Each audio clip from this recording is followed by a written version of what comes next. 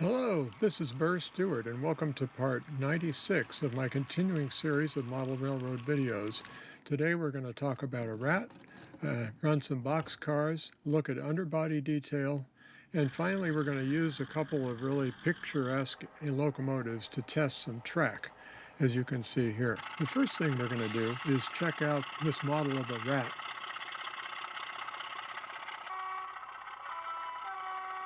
Now, a rat was so named in Great Britain because in the 1950s, when this locomotive was built, it replaced many of the steam engines on that island. And there were so many of these diesels, they all looked the same, so people said they looked like they multiplied like rats. So this is a rat. And you can hear it's got a beautiful sound to it. And of course, my friend Robin Peel brought it over. It's an 00 scale engine. The lights were used in the front to indicate the type of train it was. They were never all on like that, but in this case they are because he just took it out of the box and has started running it, as we always do here. So that's good. I wanted to get the British 00 scale out of the way so we can concentrate on the real purpose of this, which is to have fun with trains on the HO scale Burlington Northern set in 1973. Now in this case we have a Jeep 9 pulling a 3,800 cubic foot hopper and the four brand new Moloco Brainerd boxcars that were built in the NP shops and had different paint schemes over the years. You might have seen my short video on these when they first came out, and I promised that I would show you them running on the layout, and before I had time to weather them and insert them into the layout, I thought we should at least run these four cars around so we could enjoy that.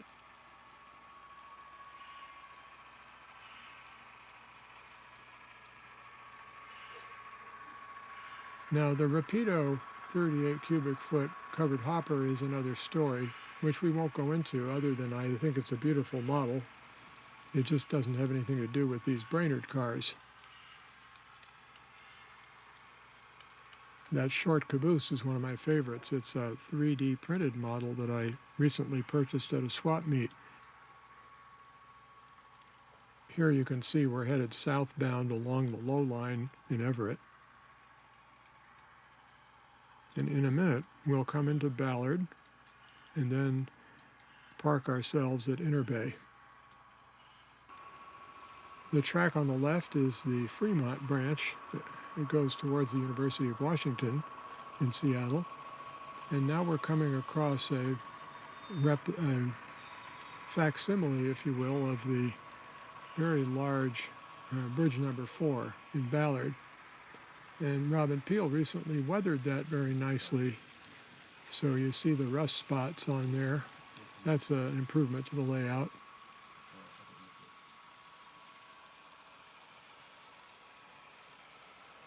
Now we're approaching the Emerson Street overpass at the Interbay yard in downtown Seattle.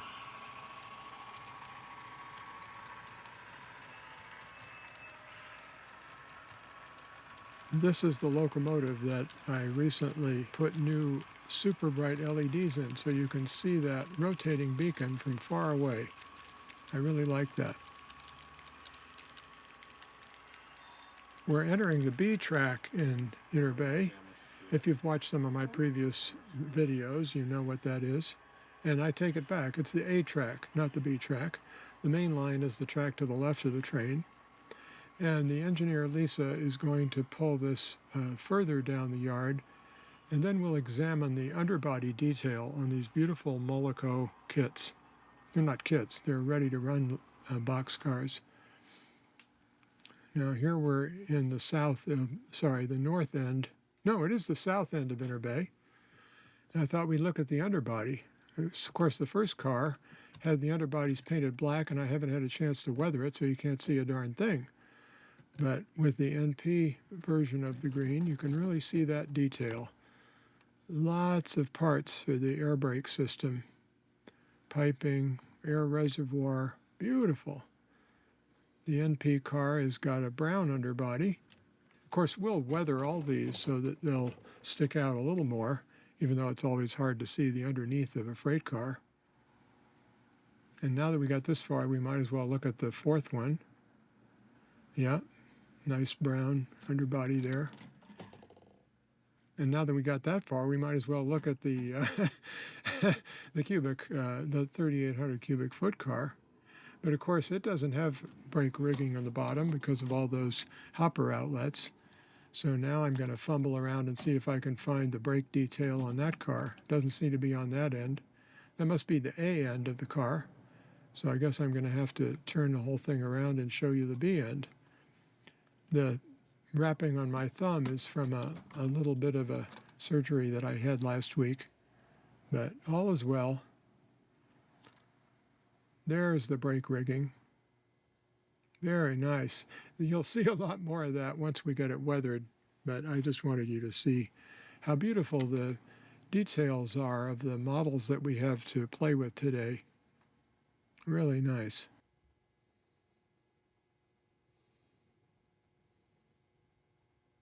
Well, the next thing we're going to do is I want to demonstrate how much fun it is. And you know, this channel is called Much Fun with Trains for a reason. If you have recently ballasted track, of course, there'll be glue on top of the railheads. So then you need to rub the glue off with any number of possible tools and get it as clean and shiny as possible without scratching it. And I think I've done that, but to prove it to myself, I wanted to test it. And there are a lot of ways you could test the cleanliness of rail, but my favorite is to run a very short wheelbase switch engine like this very slowly along the track and see if it stalls. Because this engine has no current keeper in it, and so as the instant that it loses electrical contact, it's going to stop. Now it looks like we've got very nice clean track here because it's going so well, so slowly. And we're just going to maintain our vigilance, if you will. We're just going to keep watching that thing and see if it picks up any dirt. Now, this is a live video. I haven't rehearsed it or tried this before. I'm just showing you that after you ballast track, you need to clean it. I mean, clean it and test it.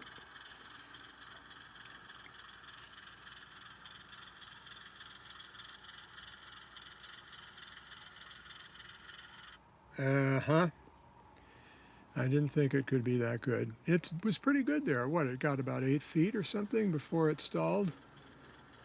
Now it's picking up again. So that's just a little spot I'll have to go back and check. It's about the 4th hopper car in on that unit coal train.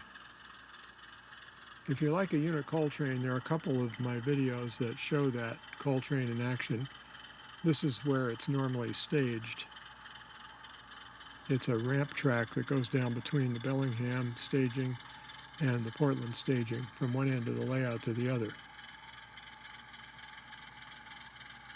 This is a beautiful Alco switcher, which would not be on a 1973 layout, but I like the engine so much that I keep it around just for maintenance of way purposes like this.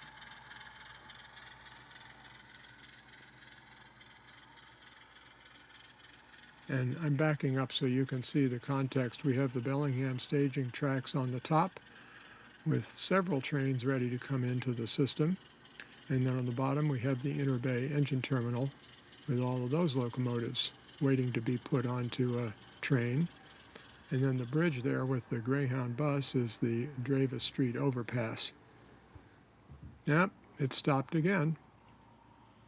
Now, we got a little bit more maintenance to do before we're ready to, third time, bring trains into there. So I was on a roll testing track. I thought I would do the track on the other side. And why not use a GP9, because it's a glorious thing to watch. See, it's fun running trains, but the locomotives are so much fun to watch. I like to play with them by themselves. So this is a way to do it. Just say, I'm going to test this track. I use one locomotive and test the track and see if it's really got good, clean railheads.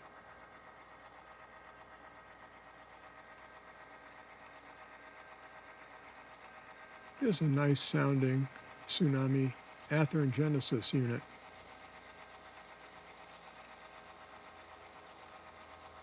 Actually, it's not a GP9, it's a GP18. I take it back. With the 1996 number, that has to be a GP18. You already knew that the minute you saw it, right? Now, this is the part we just ballasted. It's the drop-down bridge that goes from the Samish River crossing up to the Bellingham staging yard. And for many years, that was an unballasted piece of track, and we finally got around to ballasting it. The next thing we have to do is improve the trees on here. The only trouble with using bamboo skewers for making trees is that they are all the same width, the same diameter, so they look kind of artificial like that. Normally in a forest, trees are varying diameters.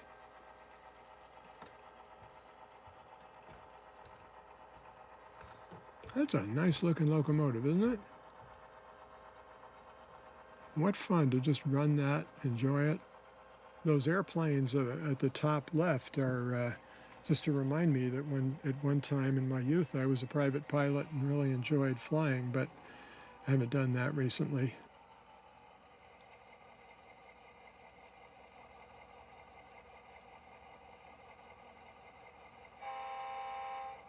Well, with that bang, we come to the end of another video. I hope you found it interesting, learned something, enjoyed something, and you'll check out the other videos on my channel.